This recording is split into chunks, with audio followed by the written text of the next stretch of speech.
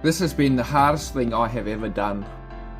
I ordered the machines to make our pizza cutters completely in-house in order to achieve a higher quality. The truck driver didn't even want to come down the driveway to drop the machines off. He said that my trees were in the way, so I told him, mate, I'll go get my chainsaw right now and I'll get you a bottle of rum. There's no way that you're not dropping off my machine. So he lightened up a bit and agreed to come down to drop it off. The next morning, the forklift guys came and pulled it out of the container. It took us about half a day to get her into place and another full day to precisely level the machine. I would say it took me about another 6 months to really start to learn how to use her.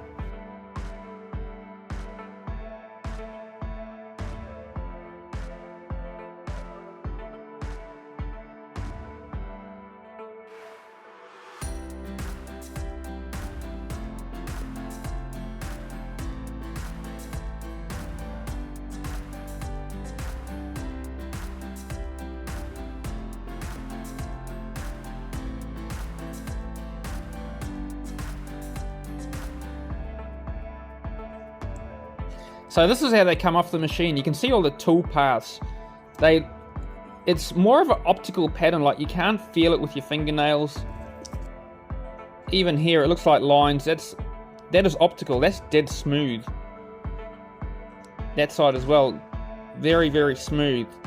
Now there's a couple of little scratches just from handling, like just optical scratches. The corners here are sharp.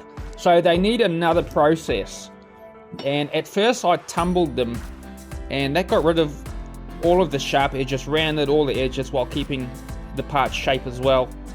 But it's kind of, in my opinion, an ugly finish.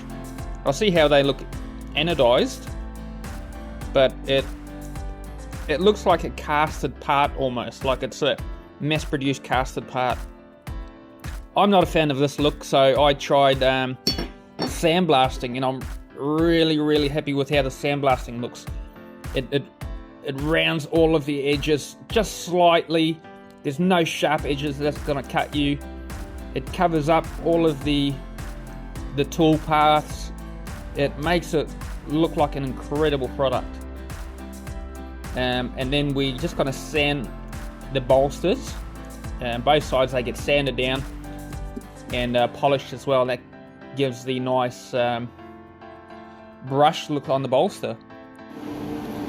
So after sandblasting, this is what they look like. It's all been nice and evened out. Nice sparkle to it here and there.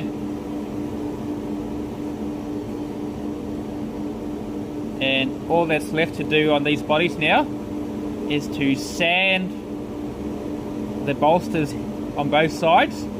And that's just done with the linishing belts.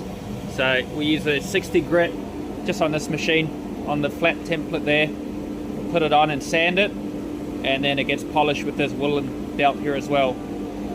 I'd have to say the hardest bit about this project has been to machine the blades out of stainless steel. It's not a nice material to cut. It breaks your tools, it chips your tools, it wears your tools. I'm there swearing at the machine half of the time. In the end, I did figure out the recipe, but even then, every 4 blades, I have to replace the whole set of tools again. So it's a time-consuming, expensive process to machine such an incredible blade. And for that reason, I decided to offer the premium blade version and then a cheaper laser cut version as well. So that just gets cut out of a flat sheet of stainless steel, and then we grind the edges on both versions. The premium version certainly looks better. Beautiful bevel on there, beautiful machining grooves, really difficult and really expensive to make. It's now the end of the day, just after 6.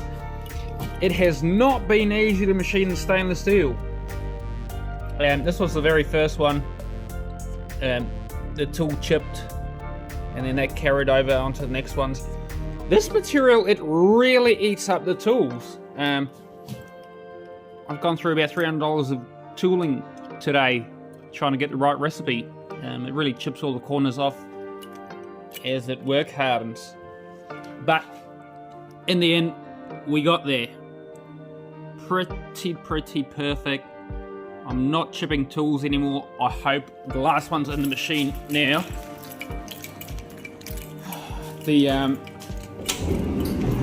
This is now the final one after all today's improvements.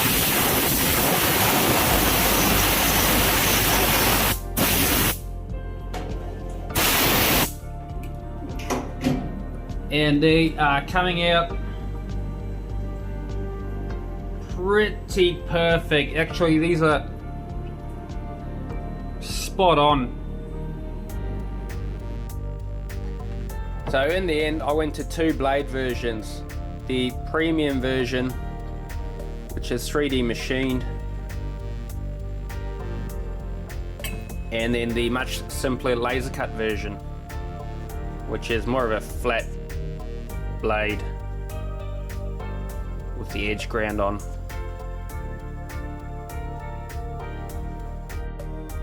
I needed a machine to make our small round parts and screws, so I bought a CNC lathe and figured out how to run it.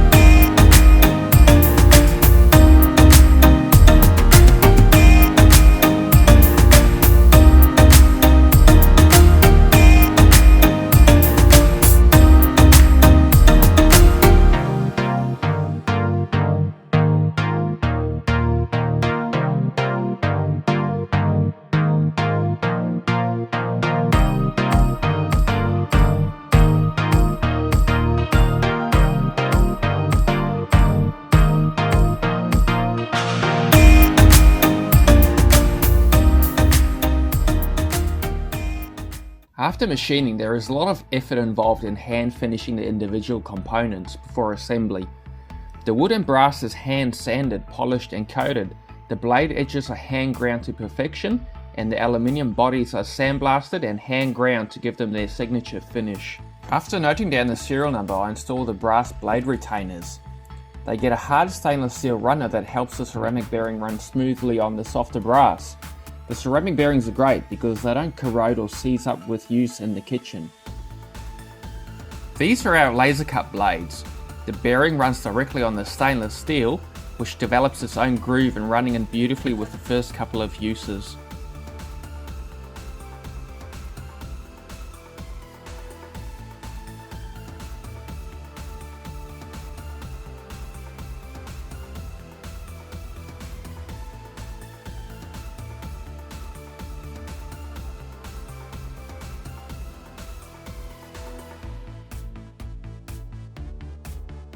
A touch of Loctite holds the blade retainer in place, and they get hand tightened to the perfect point where there is no end play.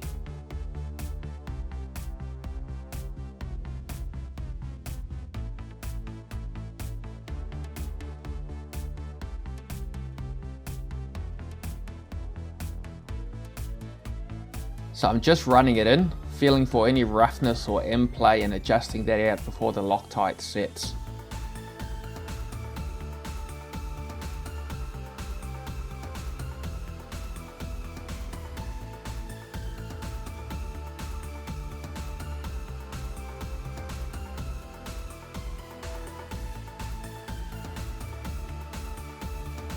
As a final step, they get a wipe of isopropyl alcohol to clean and sterilize them.